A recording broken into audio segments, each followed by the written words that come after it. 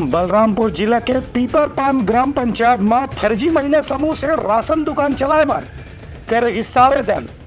Collector ने शिकायत के बाद शुरू हुई जांच पड़ताल। बलरामपुर जिला में महिला स्व सहायता समूह में समूह के एक सदस्य के दाखिले पूर्व समूह के अध्यक्ष और सचिव बगैर सूचना दिए फर्जी तरीका से अध्यक्ष सचिव बना करके शासकीय उचित मूल्य दुकान के और मध्याह्न भोजन के संचालन की अनुमति प्राप्त कर ली गई से इस संबंध में समूह के पुराना सदस्य मन बलरामपुर के कलेक्टर ला लिखित आवेदन देकर के शिकायत करे हैं कि फर्जी समूह के अध्यक्ष और सचिव ला दुकान चलाए की अनुमति झन दे जाए। ये पूरा मामला जिला के रामचंद्रपुर विकास खंड के पीपरपान गांव पंचायत के है, जहां की 8 साल पहले बिहान योजना के तहत फुलवा महिला स्व सहायता समूह के गठन करे गई रही से एमा 12 सदस्य मन नहीं, जमा की महिला ला ही अध्यक्ष सचिव और सदस्य बनाए गई से।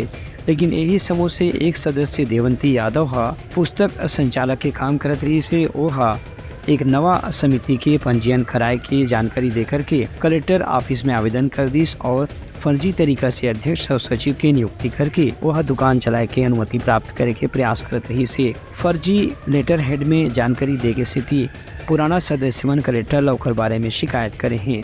हम लोग से लूट के वो बन गया है सचिव अध्यक्ष और हम लोग के कुछ लाभ नहीं देती है वो, और ये सोच रहे हैं हम लोग की मंजरी और सीता सचिव है अध्यक्ष है वही लोग चलाएंगे। उन लोग लूट लिए, घर में हो गए अकेले, और हम लोग के पास रजिस्टर भी छीन के ले गया और पास भी छीन के ले गया। देवंती पुस्तक हम लोग को चलाना है, हम लोग की ये रहेगा मजरी रहेगा और सीता रहेगा। पहले से सचिव अध्यक्ष थे, 8 साल पहले से हम लोग समूह चला रहे थे। इसमें एगो पुस्तक लिख रही थी, वो ले गई पासबुक अपने से और रजिस्टर भी और पुस्तक भी उसी के पास रहती थी।